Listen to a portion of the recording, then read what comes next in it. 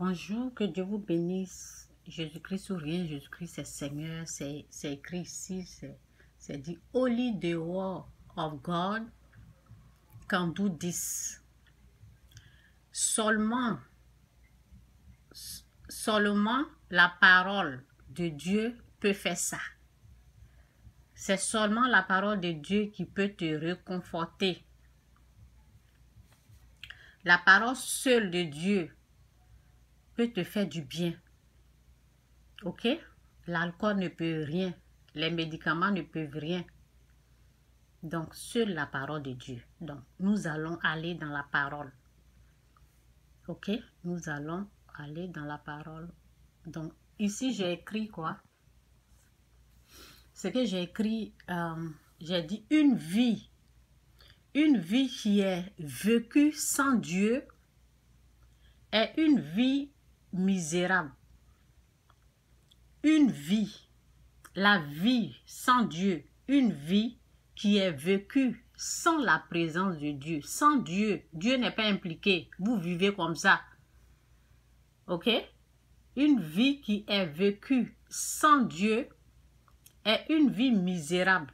C'est une vie de souffrance. La vie avec Dieu est une vie bénie. C'est une vie vécue avec, c'est comme un père. C'est comme ton père, là, il s'occupe de toi.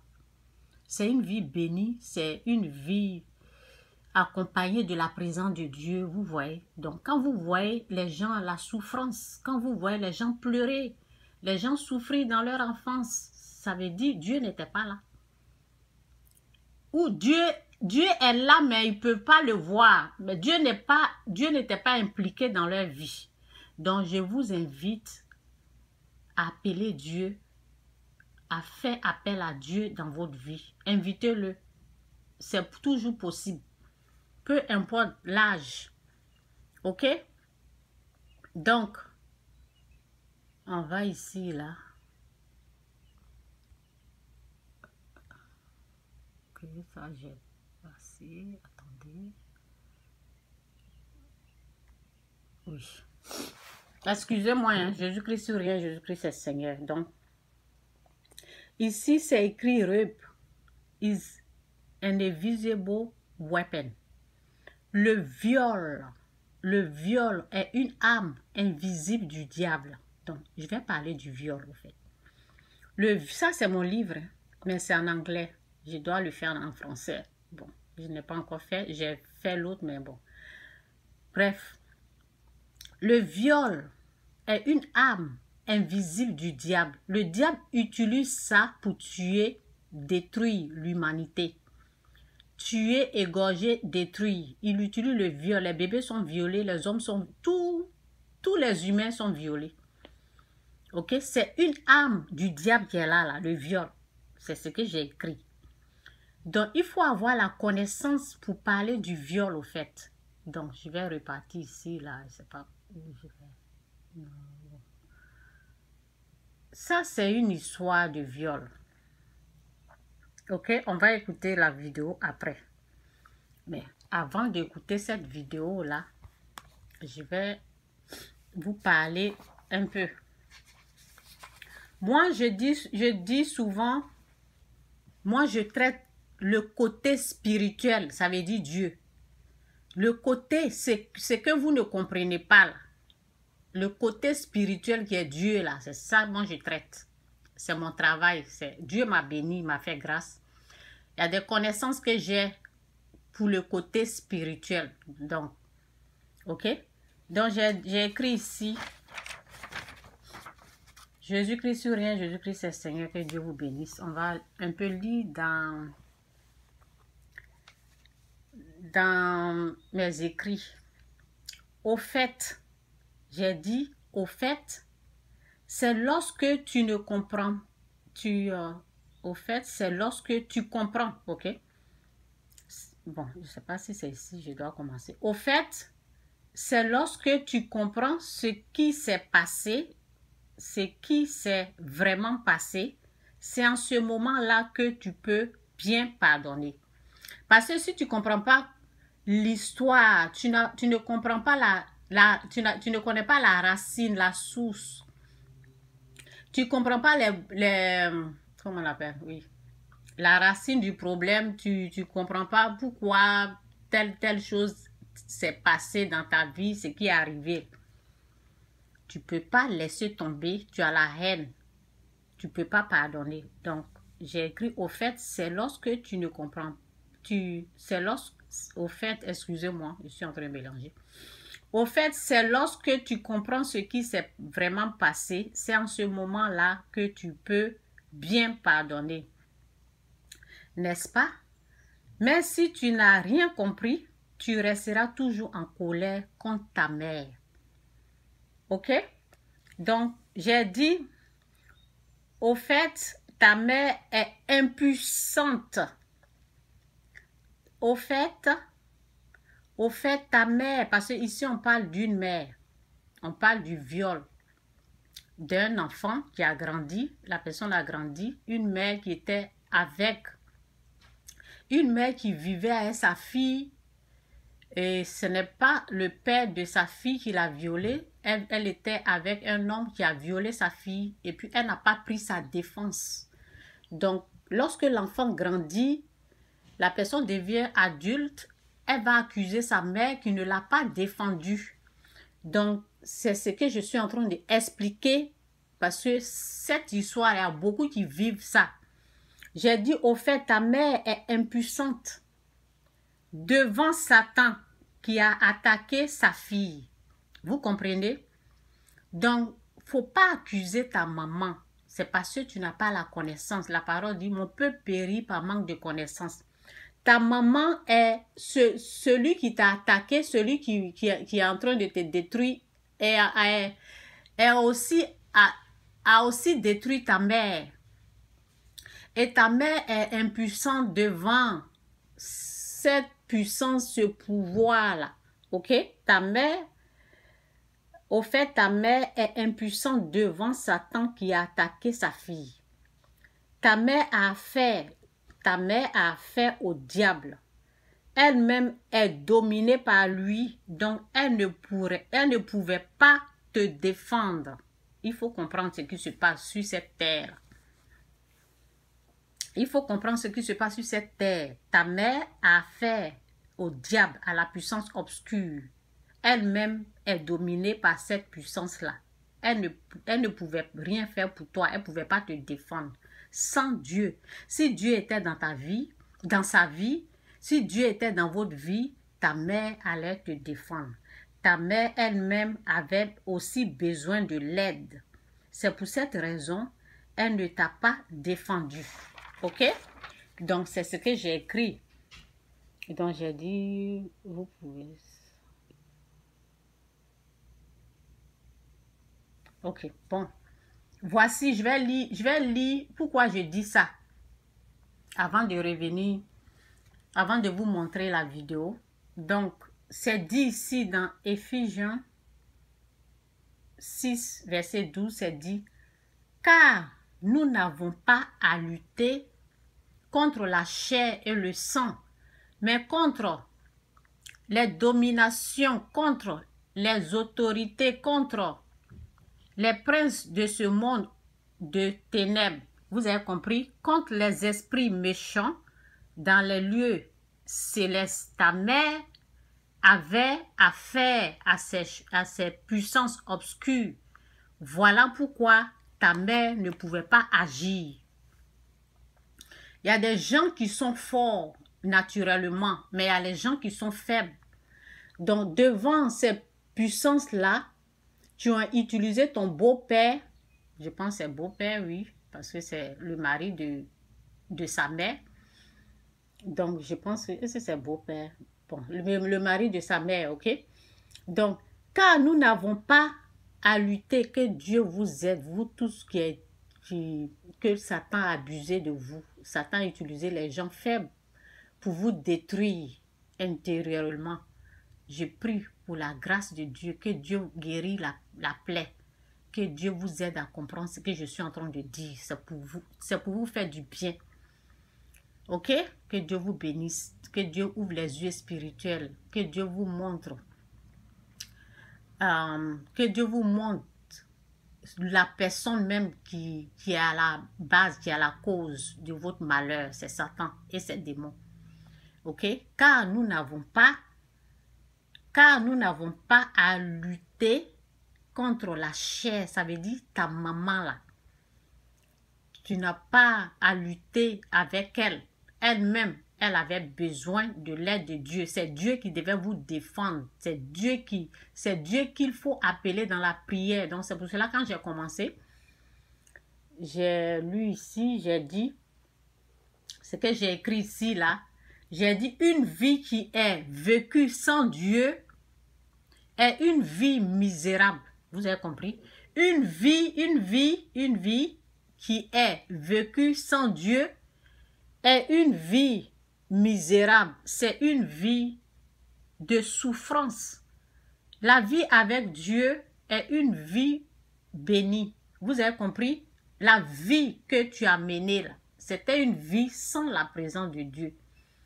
Donc, sans la présence de Dieu, Satan détruit, il tue, il détruit, il égorge, il fait du mal. Donc, mon peuple, c'est dit, mon peuple périt par manque de connaissance. Si ta mère avait cette connaissance-là, elle allait prier, jeûner, donner, faire la repentance, quitter le péché, donner sa vie au Christ. Vous allez avoir une vie de prière, une protection divine. Dieu allait être là. Et quand il y a un problème comme ça, Dieu va vous venir en aide. Dieu n'était pas présent. Il est là, mais vous ne le connaissez pas. Vous n'avez pas appelé Dieu au fait. Ok, donc c'est Satan qui a attaqué ta mère. Donc c'est pour cela, c'est Satan qui a attaqué ta mère d'abord avant de t'attaquer. Ça veut dire, ta mère elle avait besoin aussi de l'aide. Parce que si ta mère était bien dans son âme, dans son esprit, elle allait t'aider. Donc, voilà. Voici ceux qui t'ont attaqué au fait. Car nous n'avons pas à lutter contre la chair et le sang. Tu n'as pas à te fâcher contre ta mère. Elle ne sait pas ce qu'elle fait. Mais contre, on dit contre les dominations, ceux qui t'ont attaqué, on les appelle les dominations, contre les autorités, contre les princes de ce monde, de ténèbres. Ça veut dire Satan et ses démons, contre les esprits méchants. Ils sont méchants dans les lieux célestes. Ce sont des choses invisibles. C'est eux-là qui sont à la base des viols, des meurtres, du mal. C'est eux qui utilisent les gens faibles comme le mari de ta mère et puis qui t'ont violé. C'est eux. C'est eux qui l'ont dominé. Ils dominent l'être humain. Donc, je vais te montrer une parole ici. Donc, c'est pour cela, c'est bien de pardonner ta mère. Parce que sans le pardon, Dieu ne peut pas te guérir. Pour recevoir la guérison, il faut pardonner ta mère. Parce que j'ai dit, c'est pour cela que j'ai dit ici, j'ai dit au fait, c'est lorsque on comprend ce qui s'est vraiment passé, c'est en ce moment-là que tu peux pardonner, n'est-ce pas? Mais si tu n'as rien compris, tu ne sais pas ce qui s'est réellement passé, tu ne sais pas qui t'a vraiment attaqué. Ceux qui t'ont attaqué, c'est la puissance obscure. C'est Satan et ses démons. Ok? Dans Marc 11, verset 25, Marc 11, verset 25 et verset 26, c'est dit, « Et lorsque vous êtes debout, faisant votre prière, si vous avez quelque chose contre quelqu'un, pardonnez, afin que votre Père qui est dans les cieux vous pardonne aussi vos offenses. » Ça veut dire, pour que tu sois guéri, pour que tu puisses te sentir bien là, il faut pardonner ta mère. Même tu pardonnes d'abord ta mère, il faut des prières, il faut des repentances, il faut donner ta vie à Dieu. Il faut pardonner ta mère. Elle est faible devant ses puissances, sans Dieu, parce que Dieu n'était pas là. Elle est faible devant ses autorités, devant ses puissances, devant ses pouvoirs. Devant Satan, quelqu'un qui ne prie pas, quelqu'un qui est dominé par le péché, cette personne est faible. Donc, Satan peut l'utiliser pour te faire du mal. Si elle t'a pas défendu, c'est parce qu'elle était faible. Elle pouvait pas. Elle peut pas. Elle a quel pouvoir, elle a quelle puissance. C'est Dieu. Si elle connaissait Dieu, Dieu allait l'aider. Ok? Donc, c'est dit, et lorsque vous êtes debout, faisant votre prière, que Dieu vous bénisse, que Dieu vous aide à comprendre la révélation de cette parole. Au nom de Jésus, amen. Et lorsque vous êtes debout, faisant votre prière, oui. Et lorsque vous êtes debout, faisant votre prière, si vous avez quelque chose contre quelqu'un, pardonnez enfin, que votre Père qui est dans les cieux vous pardonne aussi vos offenses. Mais si vous ne pardonnez pas, voici le problème qui est là. Parce que la personne est traumatisée, pour que tu sois guéri, pour que tout rentre en ordre dans ton âme, c'est-à-dire le côté spirituel, pour que tu te sens mieux. Parce que quand tu te sens mieux, dans le côté spirituel, le côté visible aussi, tu vas te sentir bien. Mais pour que tu puisses être bien dans ton âme, là, il faut le pardon. Mais si vous ne pardonnez pas, votre Père qui est dans les cieux ne vous pardonnera pas non plus vos offenses. Ça veut dire, on n'est pas né propre, on est né dans le péché. Nous avons tous péché, on a tous des péchés. Donc, essaie de pardonner ta mère. Moi, ce sont mes conseils. Essaie de pardonner ta mère parce que elle était faible devant ses puissants. Elle ne pouvait pas réagir, elle ne pouvait rien faire. C'est pour cela qu'elle est restée comme ça. Ok? Donc, essaie de la pardonner. Et la parole dit, honore ton père et ta mère. Donc, on ne te dit pas, honore ton père et ta mère quand ils sont parfaits. Non, il faut essayer de honorer ton père et ta mère. Ta mère qui est là, il faut l'honorer. Il faut la pardonner. C'est pas elle qui a créé tout ça là, c'est Satan qui est à la base. Ok, donc on va écouter un peu là, et puis je m'arrête.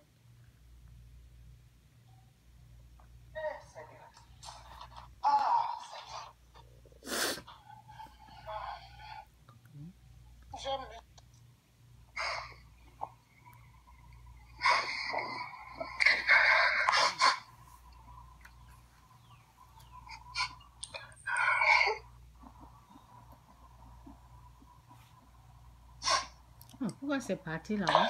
On n'a pas entendu le début. Moment, en fait, je parle pas avec ma mère. Parce que quand j'étais petite, en fait, quand j'avais environ entre 5 et 8 ans, mon beau-papa abusait de moi. Ouais. Malheureusement. Ouais. Il abusait de moi et puis... désolée, je suis un peu émue. Et, enfin, aujourd'hui, j'ai du mal, même dans mon mariage. C'est ton propre papa? Non, c'est le mari de ma maman. D'accord. Et ça s'est passé de quel âge? À partir de quel âge? À partir de 5 ans jusqu'à mes 10 ans. Oh, purée, ça, hein? C'est difficile, ça. C'est dur. Waouh.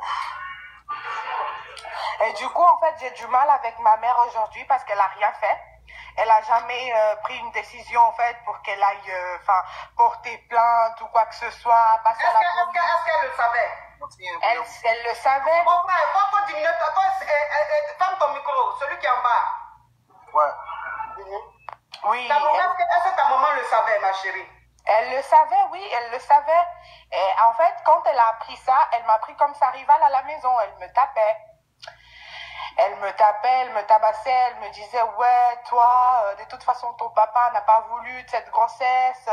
J'aurais bien voulu te tuer, en fait, quand tu étais dans mon ventre et tout. Du coup, ben, c'était douloureux, en fait. Et, c'est dur, ma côte, c'est dur. Je lui parle plus, je veux plus. Je veux plus parler avec elle. Et en 2013, en fait... En 2013, mon beau-père m'avait frappé dans l'œil avec une ceinture. Je suis cécitée d'un œil, coach. Oh. Donc, tu vois pas clair d'un œil? Oui. Je suis dans un œil, en fait, je vois juste 5% au lieu de 100%. Je suis vraiment aveugle. d'un œil. Heureusement qu'ici, en fait, en Suisse, il y a des bons médecins et tout, on m'a soigné et tout. Enfin, mon œil bouge normalement, hein. Normalement, enfin, si, voilà, la personne, enfin, une personne ne saura pas, en fait, que je vois pas. Et du coup, coach, vraiment, vous êtes mère, vous avez des enfants. Enfin, je voulais vraiment avoir votre avis. Donc ça, j'arrive pas à parler avec ma mère. C'est dur, c'est très difficile. À chaque fois que je lui parle, en fait, j'ai juste envie, en fait, de lui parler très, très mal. De lui répondre très mal même. Qu'elle dit, ouais, tu me manques du respect. Des fois, elle dit, ouais, je regrette t'avoir eu et tout. Moi, je lui ai dit, t'es pas Dieu, en fait. T'es pas Dieu. Et puis ouais, elle continue en fait de faire ça avec mes sœurs aussi. Elle doit mes sœurs, mon Dieu. Oui, elle cherche à savoir si elles sont vierges ou pas. Donc du coup, même dans mon couple, en fait, mon mari, en fait, dès qu'il me touche, j'ai du mal en fait. J'ai du mal. Même ma fille, elle a 5 ans là, elle me demande tout le temps des câlins. J'ai du mal à lui faire des câlins, ma coach. Oh. J'ai du mal. C'est dur, ouais.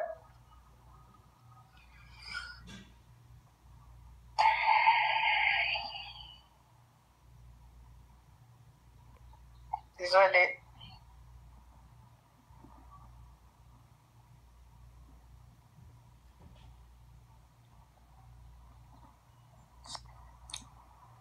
Je sais pas comment m'en sortir.